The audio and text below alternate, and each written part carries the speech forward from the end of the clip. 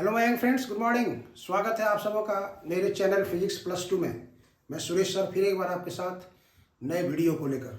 आज जो वीडियो हम लेकर के आए हैं वो है न्यू चैप्टर अल्टरनेटिंग करंट, प्रत्यावर्ती धारा से रिलेटेड। कम से कम 7, 8, 9, 10 वीडियो आएगा।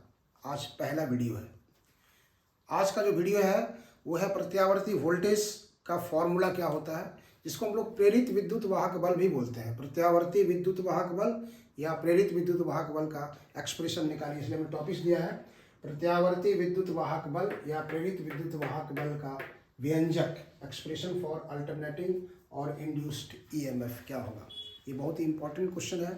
ये शॉर्ट क्वेश्चंस में फॉर 3 मार्क्स के लिए आता है, हर बोर्ड के लिए, चाहे वो सीबीएसई हो, चाहे वो जैक हो या बिहार बोर्ड है। इसलिए अल्टरनेटिंग करंट चैप्टर स्टार्टिंग का ये पहला टॉपिक है। ये कैसे हम लोग इसको निकालेंगे, तो आइए देखिए। हम यहाँ पर आपको दिखा रहे हैं एक मैग्नेटिक फील्ड है जिसमें एक कॉइल रखा हुआ है PQRS। ये कॉइल है और ये जो रेड लाइन से आप देख रहे हैं वो कॉइल का एक्सिस है। इस एक्सिस को हम यहाँ पे दूसरे फिगर में दिखाए हैं, मतलब इसी एक्सिस के, ये एक्सिस है कॉइल का, और वो आप देख रहे हैं कि ये मैग्नेटिक फील्ड में रखा हुआ है। और जो कॉइल का जो ये परपेंडिकुलर डायरेक्शंस है वो मैग्नेटिक फील्ड के साथ थीटा एंगल बना रहा है। इस कॉइल में है क्या क्या वो आपको बता दे रहे हैं। ये कॉइल में नंबर ऑफ टर्न्स जो है वो फेरों की संख्या, जिसको हम लोग कहते हैं, वो कैपिटल N है। और कुंडली जो आप देख रहे हैं कि अगर रेक्टेंगुलर है तो इसके कुंडली के तल का जो क्षेत्रफल होगा, एरिया ऑफ द प्लेन जो है, लेंथ इनटू ब्रेथ, उसको हम लोग A मान लेते हैं। तो हम आपकी सुविधा के लिए 2-4 लाइन हमने यहाँ लिख दिया है कि माना कि PQRX कुंडली है जो समरूप चुंबकीय क्षेत्र B में कोणीय वेग ओमेगा से ये घूम रही है। कोणीय वेग, एंगुलर वेलोसिटी इसका जो है वो कोणीय वेग ओमेगा है, ये ओमेगा से घूम रही है। और आप जानते हैं omega equal to theta by t. कुंडली के तल का क्षेत्रफल A है, कुंडली के तल का क्षेत्रफल A है, और कुंडली में तार के फेरों की संख्या N है, कैपिटल N हम लोग दिखाए हैं। इस कुंडली के बारे में आपको बताया। जब ये कुंडली घूम रही है तो इसका एक्सिस जो है वो चेंज होते जा रहा है, और किसी मोमेंट, किसी क्षण हम मान लेते हैं कि ये मैग्नेटिक फील्ड के साथ ये थीटा एंगल बना रहा है। इसका कुंडली के तल का जो क्षेत्रफल है उसका जो डायरेक्शन है वो परपेंडिकुलर, वो मैग्नेटिक फील्ड कुंडली के साथ वो थीटा एंगल बना रहा है। यहाँ पर देखते हैं हम लोग, जब कुंडली का अक्ष चुंबकीय क्षेत्र की दिशा से थीटा कोण बना रहा है, कुंडली के तल का जो परपेंडिकुलर डायरेक्शन है वो कुंडली के अक्ष के साथ थीटा एंगल बनाता है, उस समय कुंडली से संबद्ध चुंबकीय फ्लक्स कितना होगा, मैग्नेटिक फ्लक्स जो है वो कितना होगा हम लोग के साथ, उसको हम लोग यहाँ पर निकालने की कोशिश करते हैं। तो फ्लक्स का फॉर्मूला आप जानते हैं, flux phi equal to B dot A. वो एक टर्म के लिए हुआ। अगर नंबर ऑफ टर्म्स n है तो यहाँ पर हम लोग इसको लिख सकते हैं n, ये हो गया, आपको n से इसको मल्टीप्लाई कर दीजिए। इसको कुंडली का जो एक्सिस है वो हम लोग यहाँ पर मान लेते हैं कि वो जो एक्सिस है वो मैग्नेटिक फील्ड के साथ, मैग्नेटिक फील्ड के साथ उसका एंगल जो है हम लोग यहाँ पर दिखा रहे हैं। और ये कुंडली के तल का जो क्षेत्रफल है वो ये लंबवत है इसके साथ। और कुंडली का एक्सिस जो है मैग्नेटिक फील्ड के साथ वो थीटा एंगल बना रहा है। तो n, ये n हो गया, और b डॉट ए आप जानते हैं बी ए कॉस थीटा होगा, बी ए कॉस थीटा। और आप यहाँ देखिए एंगुलर वेलोसिटी जो ओमेगा है, omega equal to theta by t, तो ये this is equal to n B A cos omega t. ये हो गया आपको मैग्नेटिक फ्लक्स। इतना मैग्नेटिक फ्लक्स प्रोड्यूस होगा इस कॉइल में। जब ये कॉइल घूमती है तो वो मैग्नेटिक लाइंस ऑफ जो फोर्सेस है उसको कट करेगी, मतलब उसमें चुंबकीय फ्लक्स में जो होगा वो परिवर्तन होगा। तो जब चुंबकीय फ्लक्स में परिवर्तन होगा तो चुंबकीय फ्लक्स में परिवर्तन के कारण एक विद्युत वाहक बल उत्पन्न होगा, एक इंड्यूस्ड ईएमएफ, यही कह रहे हैं, इंड्यूस्ड ईएमएफ प्रोड्यूस होगा या फिर अल्टरनेटिंग ईएमएफ प्रोड्यूस होता है। वो ईएमएफ अगर ई है तो फिर फैराडे का नियम हम लोग लगा सकते हैं, E equal to minus D phi by d t, वो हम लगा सकते हैं। D phi by d t क्या है, rate of change of flux, इसलिए चुंबकीय फ्लक्स में परिवर्तन कहते हैं। यहाँ पर बोल सकते हैं देयरफॉर चुंबकीय फ्लक्स में परिवर्तन की दर, चुंबकीय फ्लक्स में परिवर्तन की दर, rate of change of magnetic flux, जिसको आप लिख सकते हैं that is D phi by D T. D phi by D T का मतलब क्या हुआ, आपको यहाँ से लगा दीजिए।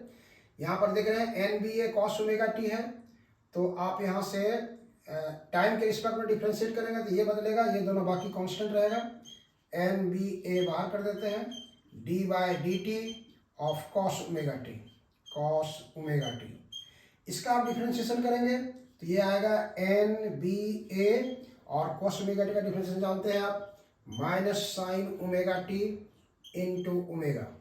तो दिस इज इक्वल टू, मतलब d phi by D t जो आपका आएगा, d phi by D T equal to minus N B A sine omega t, minus N B A sine omega t. ये आपका आ गया rate of change of magnetic flux. अब ये चुंबकीय फ्लक्स में परिवर्तन के कारण कुंडली में एक विद्युत वाहक बल उत्पन्न होगा। उस जो विद्युत वाहक बल उत्पन्न होगा, मतलब ये ईएमएफ जो प्रोड्यूस होगा, उसका आपको फॉर्मूला निकालना है। तो जल्दी से आप इसको स्क्रीनशॉट ले सकते हैं। हम आते हैं इसके बाद फैराडे का नियम से कैसे लगाएंगे हम लोग इसके लिए, तो इसको देखते हैं। यहाँ से तुरंत आप स्क्रीनशॉट ले लीजिए।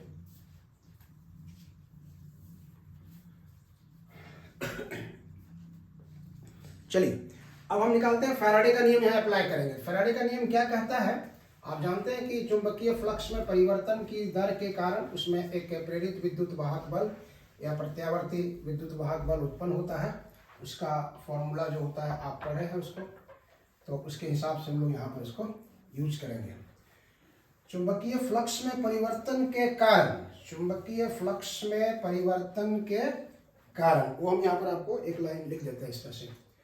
यदि चुंबकीय फ्लक्स में परिवर्तन के कारण, चुंबकीय फ्लक्स में परिवर्तन के कारण,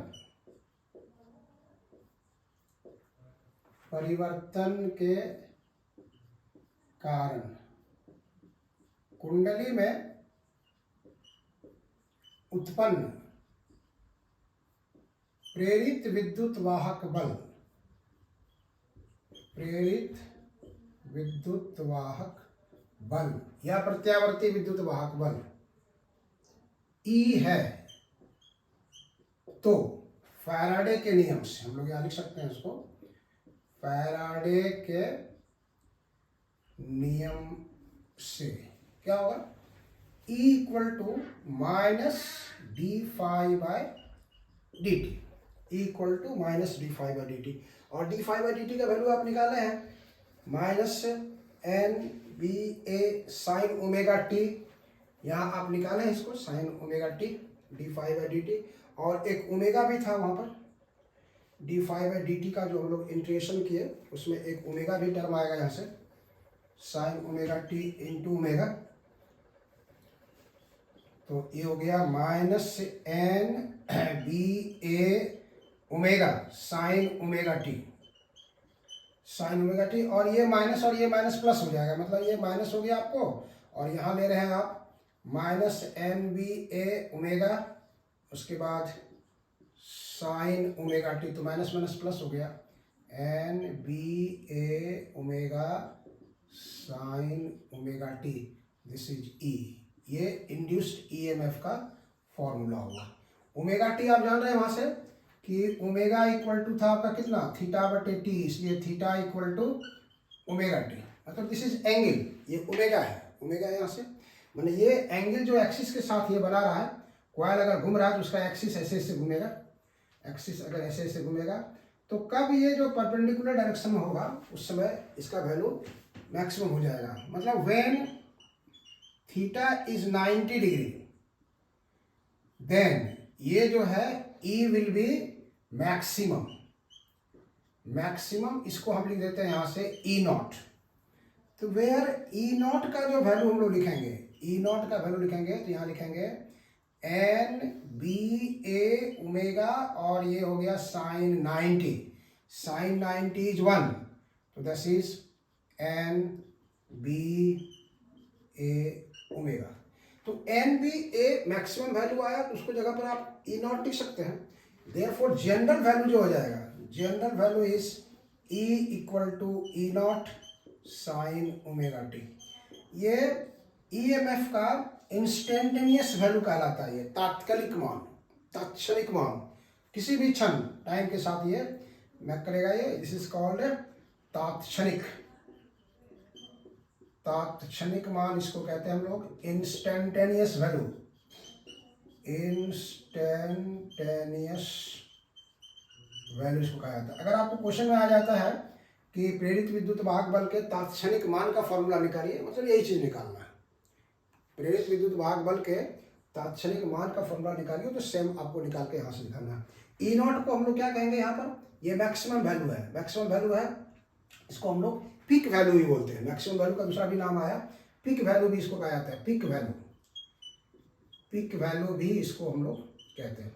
तो इंड्यूस्ड ईएमएफ या अल्टरनेटिंग ईएमएफ का जो फॉर्मूला आएगा वो ये आया, E equal to E naught sine omega t. अब इसको हम ग्राफ के द्वारा एक्सप्लेन करेंगे कि ये अल्टरनेटिंग कैसे कहलाता है, ये कैसे अल्टरनेट वोल्टेज आता है इसके साथ, कैसे इसका आता है। तुरंत लीजिए स्क्रीनशॉट, आप 2 मिनट के अंदर ले लीजिए, फिर हम इसके साथ निकालते हैं।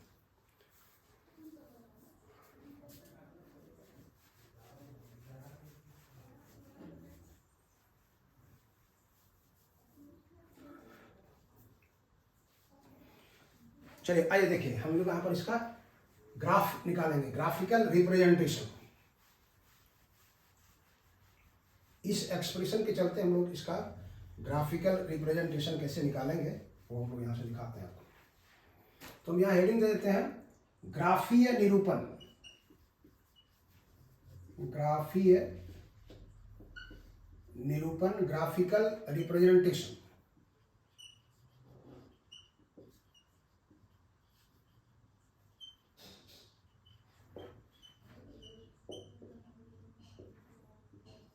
ग्राफिकल रिप्रेजेंटेशन, ये जो कॉइल का एक्सिस है वो मैग्नेटिक फील्ड के साथ आप देख रहे हैं, ये मैग्नेटिक फील्ड है और ये कॉइल का एक्सिस है, एंगल जो बना रहा है यहाँ पे वो थीटा बना रहा है। अब ये जब घूम रहा है तो इस तरह से मैग्नेटिक फील्ड के परपेंडिकुलर होगा, ये विपरीत दिशा में होगा, ये भी परपेंडिकुलर होगा, फिर ये एक फुल सर्किल लगाएगा उस तरह से। तो उसको हम इस तरह से बना देते हैं। देखिए यहाँ पे हम एक टेबल बना दे रहे हैं आपको समझने के लिए, ताकि आप आसानी से इसको फॉलो कर सकते हैं। ये हम ले लेते हैं, 2 ढंग से दोनों रिप्रेजेंट करेंगे इसको आपको क्लियर करने के लिए। यहाँ पे ई लिखते हैं, यहाँ पे टाइम लिखते हैं और यहाँ पे आपको लिख देते हैं ये थीटा, थीटा का वैल्यू यहाँ पे हम थीटा लिख देते हैं, ये ई है, ठीक है, टी टाइम, और ये यहाँ पे थीटा लिख देते हैं। थीटा का वैल्यू 4 बार दिखा रहे हैं आपको हम, यहाँ पे 0 डिग्री, 0, 90, ऊपर ही थीटा दे रहे हैं आपको, देखिए ये 0 डिग्री, ये 90, फिर 180, फिर 270 और 360 डिग्री यहाँ पर वो लिया। कॉइल जो है देखिए, कॉइल जब घूमना शुरू करेगा, यहाँ से ऐसे घूमना शुरू किया तो ये एक चक्कर जब घुमा लेगा वो, तो टाइम पीरियड उसका 1 टी लिखेंगे हम लोग, कैपिटल टी लिखेंगे एक चक्कर में। यहाँ पर जब है कॉइल तो दिस इज टाइम इज 0 और ई का वैल्यू हम लोग देखेंगे कितना आ रहा है यहाँ से। अब देखिए यहाँ पर थीटा बराबर 0 पुट कीजिए तो साइन 0 इज 0, इसलिए ई इक्वल टू E0 इंटू 0, ये 0 आ जाएगा, मतलब यहाँ पर है तब। अब ये कॉइल के परपेंडिकुलर हुआ, मैग्नेटिक फील्ड के परपेंडिकुलर हुआ, तो दिस इज 90, दिस इज 90, 1 हो गया, तो E equal to E naught, E equal to E naught. फिर 180 में आया ऐसे घूम करके, फिर साइन 180 इज 0, इसलिए ये फिर 0 आ जाएगा। उसके बाद फिर ये यहाँ पे आया 270 मतलब 190 प्लस 90, तो हो जाएगा माइनस साइन, यहाँ पर 270 लिखेंगे तो 180 प्लस 90 दैट इज -1, तो -1 इंटू ई नॉट, तो ये हो जाएगा आपका। देखिए यहाँ पे ई नॉट आ गया, यहाँ पे तब माइनस ई नॉट आ जाएगा, सॉरी यहाँ पे फिर 0 आ जाएगा, और ये हो गया आपको कितना, सॉरी, देखिए एक बार फिर से आपको एक्सप्लेन करते हैं हम यहाँ से। पहले एक चीज निकाल लेते हैं तब दूसरे में आएंगे। थीटा यहाँ पे है 0, तो 0 थीटा का वैल्यू 0 पुट करते हैं। साइन 0 इज 0, तो 0 इंटू ई नॉट, ये 0 आ गया। ये क्वाल यहाँ आया 90 degree, sine 90 is 1 into E naught, that is E naught. फिर यहाँ आया 180 साइन 180 इज 0, तो 0 into E naught, E that is again 0। फिर ये 270 आया, तो 270 is 180 plus 90, sine 180 plus theta that is minus sine theta, तो minus sine 90 into E naught, तो ऐसे माइनस ई नॉट हो जाएगा ये। और फिर क्वाल ऐसे आ गया, फिर 360, तो 180 प्लस 180, तो वो साइन 0 आ जाएगा। फिर यहाँ से ये 0 आ गया। इसी को अगर हम टाइम पीरियड में दिखाते हैं, आपको बताया कि एक फुल साइकिल अगर घूम जाता है क्वाल, तो कैपिटल टी लिखेंगे इसको। यहाँ पे आएगा 0 से 90 में ये t/4 टाइम होगा, ये t/4।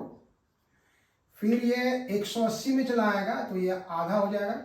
ये तो यहाँ पर 0 रहा है आपको, ये हो गया t/4 और दिस इज t/2।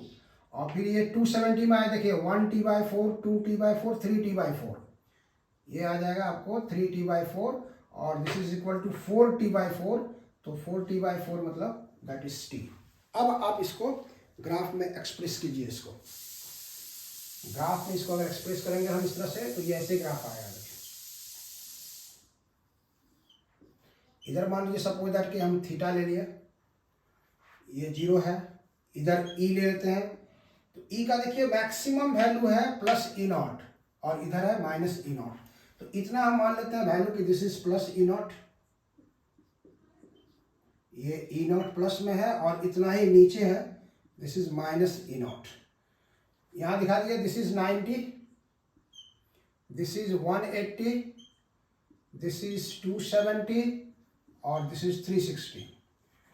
तो 0 में ये 0 है, तो अगर ये 0 है तो ये 0 आपको यहाँ पॉइंट मिल गया। 90 में ये प्लस ई नॉट है, तो 90 वाला ऊपर जाएगा, ई नॉट वाला ऊपर आएगा। यहाँ से ये इधर से गया, मतलब ये पॉइंट आ गया। 180 में 0 आ जाएगा, तो फिर ये 0 आ गया। 270 में देखिए माइनस ई नॉट है, तो 270 में माइनस ई नॉट इधर से आई है और यहाँ से आई है, तो ये नॉट हो गया। 360 में ये आ गया, आपको 0 आ गया। तब आप फ्री हैंड से इसको अगर मिलाते हैं आप ग्राफ, तो लाइक दिस, इस तरह से ग्राफ आपको आएगा। ये चला जाएगा ग्राफ इस तरह से, इस तरह से ग्राफ आ गया आपको। अगर टाइम को एक्सप्रेस करना चाहते हैं, तो जहां 90 एंगल बना है वहां t/4 टाइम हो गया, ये टाइम हो गया t/4। जहां 180 बना है वहां t/2 आ गया, टाइम t/2 आ जाएगा। और 270 में आया 3t/4 और अगर 360 में आ गया t। मतलब इसी ग्राफ को अगर हम ऐसे बनाएंगे टाइम के साथ, अगर हम एक्सप्रेस करना चाहेंगे, तो सेम ग्राफ का सेम नेचर जो हो जाएगा वो ऐसे हो जाएगा आपका। तो दिस इज 0, यहाँ पे t/2 और ये t हो गया, यहाँ पे t/4 आ गया, यहाँ पे 3t/4 आ गया। यहाँ से 3t/4, दिस इज टाइम ले लिया इधर से, और ये e हो गया। तो ये जो आप देख रहे हैं, अगर इसको एक पहाड़ मान लेते हैं हम लोग, तो पहाड़ का दिस इज चोटी, पिक, इसलिए इसको पिक ईएमएफ भी बोलते हैं हम लोग, पिक ईएमएफ बोलते हैं। यहाँ से ई नॉट जो कहलाएगा that is peak EMF, peak EMF. तो इसका अब यहाँ पर क्लियर हो गया। देखिए अगर ये t/2 यहाँ का इंटरवल लीजिए, यहाँ का टाइम देखिए, यहाँ से यहाँ t/2 है, यहाँ 0 है, तो इसके लिए जो टाइम इंटरवल आ रहा है t/2 - 0 दैट इज t/2। और इसके लिए देखिए यहाँ से यहाँ तक, तो इसका आ रहा है t - t/2 that is also t/2। इसका क्या मतलब हुआ कि एक खास इंटरवल तक देख रहे हैं कि ये जो ईएमएफ है वो एक डायरेक्शन में है, और उसी खास इंटरवल तक दूसरी बार वो नेक्स्ट डायरेक्शन में है। इसलिए जो विद्युत वाहक बल, मतलब जिस विद्युत वाहक बल की दिशा समय के साथ परिमाण और दिशा में आवर्त रूप से बदलती है, माने एक खास समय के बाद फिर उसी को वो इंटरवल को दोहराती है। यहाँ देखिए t/2 के आया, फिर घूम करके t/2 के साथ उसी को दोहराएगा, फिर T/2 के साथ उसी को दोहराएगा, फिर T/2 के साथ उसी को दोहराएगा। इसलिए इसको कहा जाता है प्रत्यावर्ती विद्युत वाहक बल या प्रत्यावर्ती वोल्टेज या प्रेरित वोल्टेज। तो आप उसको एक लाइन में आप चाहें तो भाषा के रूप में भी हम इसको आपकी सावधानी के लिए लिख सकते हैं, एक लाइन। ध्यान दीजिए, तब तक आप 2 मिनट में इसका स्क्रीनशॉट ले लीजिए, फिर 2 लाइन हम आपका डेफिनेशन इसमें यहाँ पे लिख देंगे।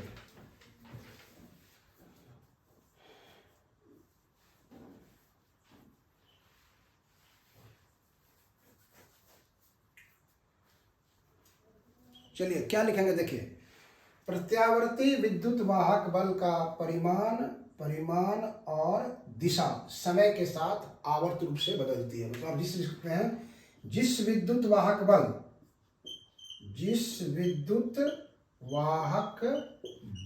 का परिमाण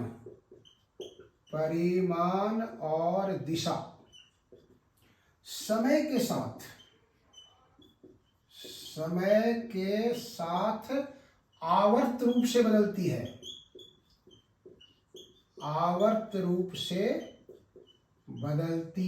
है, उसे प्रत्यावर्ती विद्युत वाहक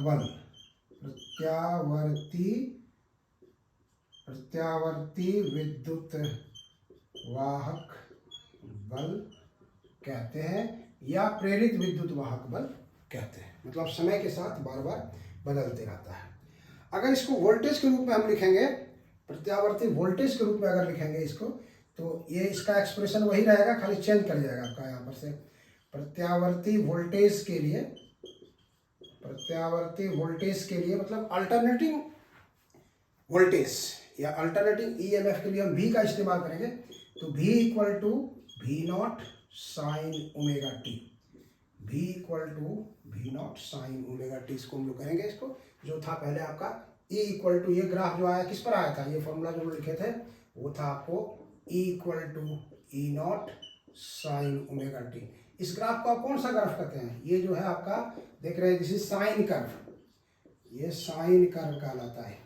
साइन का फंक्शन है, क्योंकि साइन फंक्शन है यहाँ पर, ये इसलिए साइन का ग्राफ आता है। तो ये क्वेश्चन बहुत ज़्यादा इंपॉर्टेंट है कि प्रत्यावर्ती विद्युत वाहक बल या प्रेरित विद्युत वाहक बल का फॉर्मूला क्या होगा, ग्राफिकल रिप्रेजेंटेशन क्या होगा, और प्रत्यावर्ती विद्युत वाहक बल की परिभाषा क्या होगी। ये कंप्लीट हुआ आपको। अगर आपको अच्छा लगा होगा तो इसको लाइक करना, सब्सक्राइब करना और शेयर करना कभी नहीं भूलिएगा। ये 2024 के एग्जामिनेशन पॉइंट ऑफ व्यू से वेरी वेरी मोस्ट इम्पॉर्टेंट है। चलिए, थैंक यू।